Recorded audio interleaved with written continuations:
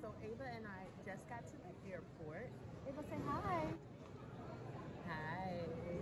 So we're just gonna go ahead and get checked in and take you with us along the way. We have Versace with us. He's in his bag right now. So today we are flying with a toddler and a pet. Wish me luck. Ava, say bye-bye.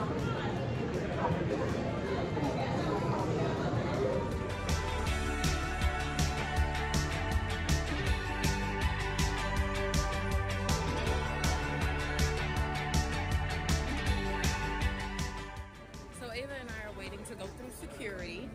They told me I had to step out of line. I was literally almost to the front of the line. Then they told me I had to step out of line because I have my dog with me and they have the canine assist up there, so my dog can't go through with another dog there. So now I'm sitting here waiting. My flight is boarding in about 10 minutes and I'm sitting here at security waiting for someone to come get me. This is fun.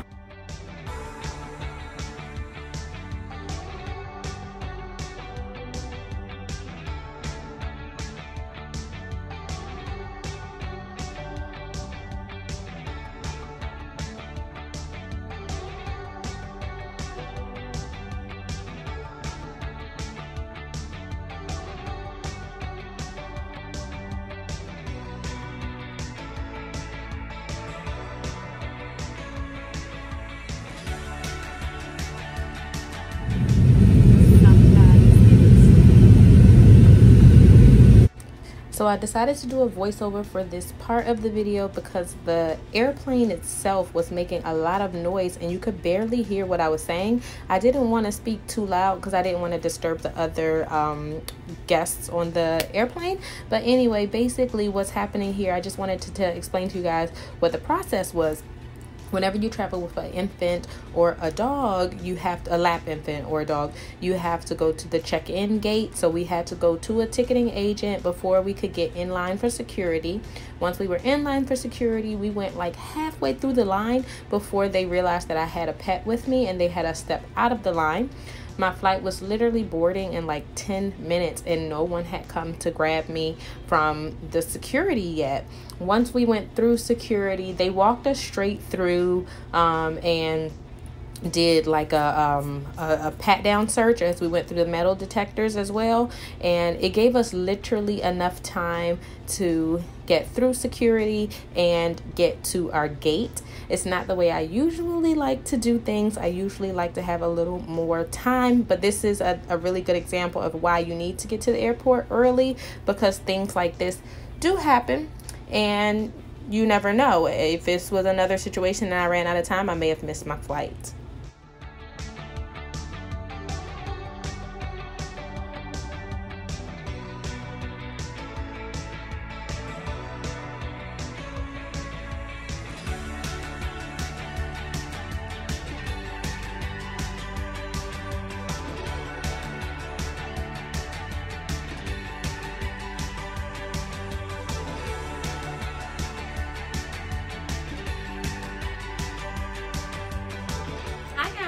So my setup's a little different today, but I thought it was very, very fitting for this video. I just wanted to give a little extra tips because I wasn't really able to go through everything with the vlog and you following me, because I did have Ava with me as well as my dog, so I had to, you know, move quickly.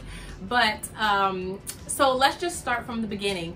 Whenever you're traveling with a toddler, you always want to make sure you give yourself enough time. So I like to kind of follow the international flight time rule of thumb and show up to the airport 2 hours in advance, just because you never know. Just like you saw in my video, we ended up having to step out of the security line and that really delayed us.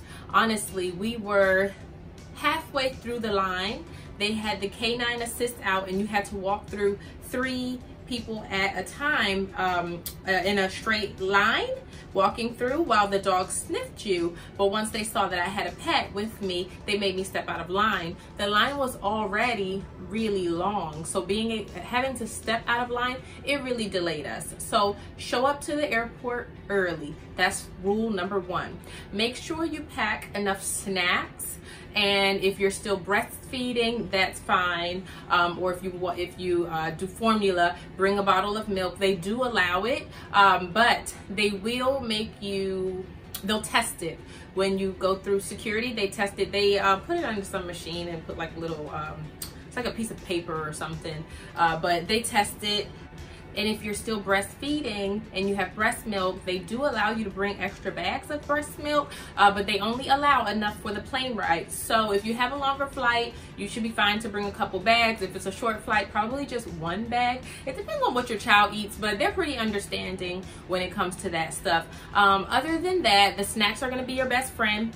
Airplane toys. Let's talk about airplane toys. So every single time I go on a flight with Ava, I go get her a toy.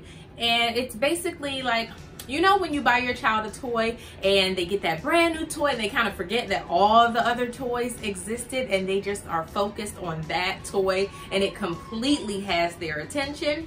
That's the point of the airplane toy.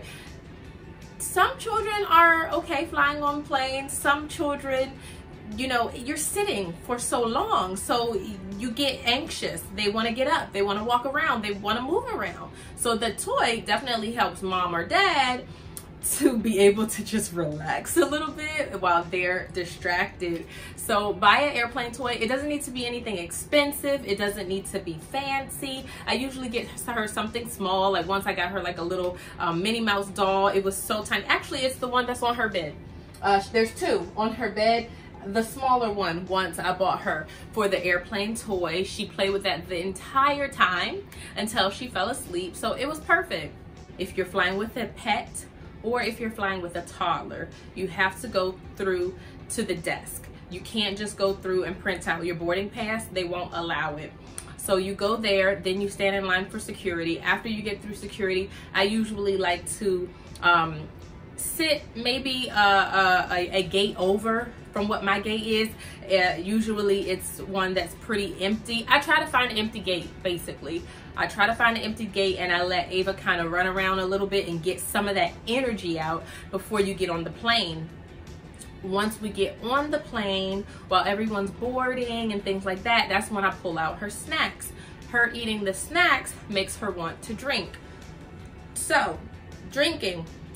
You know how when you're on a plane, your ears pop during takeoff and landing? It's the same thing for our little ones. So if you're drinking, it's like that sucking effect. You need to be able to swallow, right?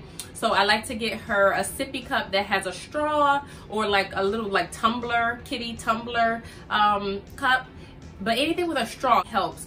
Once I flew without it, it was awful. She cried, she kept grabbing her ears. I felt so bad to see how much pain she was in. So get yourself a cup of water or milk, but they just need something to be able to drink during takeoff and landing, okay? That's very important. So after we're up in the air, that's when you bring out the airplane toy. The airplane toy should keep your little one distracted for a little while until they hopefully fall asleep for a nap.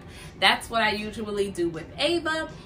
Some parents like to walk their child up and down the aisle. I personally am not that one. I like to sit by a window. I like to be to myself in our own little corner, our own little nook, away from everyone, not bothering anyone.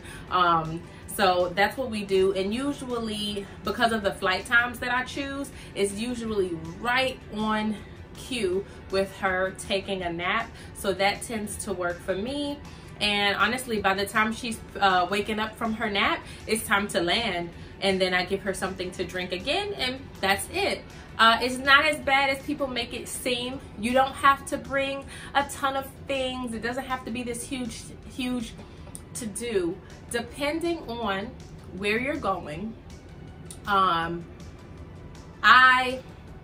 recommend maybe getting one of those umbrella strollers, the cheap little fold-up strollers. And the reason why is they do not care about your stroller. They do not care how much money you pay for your stroller. The same way they toss your bags on the conveyor belt is the same thing they do with your stroller. So if you have a nice stroller, I have an Up a Baby cruise, and the first few times that I took Ava on a flight, they really scratched it up pretty badly, and they actually broke the latch on the side that allows it to like lock into place. So that really upset me, to say the least. So now what I do is I have her little umbrella stroller. A lot of times we're flying to DC, which is where I'm from, and I have family up there, so I already have like a car seat up there for her, so I don't have to bring that. And I just bring a little umbrella stroller sometimes, so we don't have to worry about that. We just can walk right on through, get on the plane, and it is what it is. But I will say, if I'm going to be somewhere for a while, I will bring my upper baby, because it's just a better stroller. It's more comfortable. It has the underneath carriage where you can put your bags and things. So if it's a longer trip, I bring the stroller. But anyway, guys, that's it. I just wanted to come here and clarify a few of these tips in case you missed anything during the vlog. If you have some questions, or if you have any suggestions that you think I might have missed, definitely feel free to comment down below, and I'll see you guys at the next video.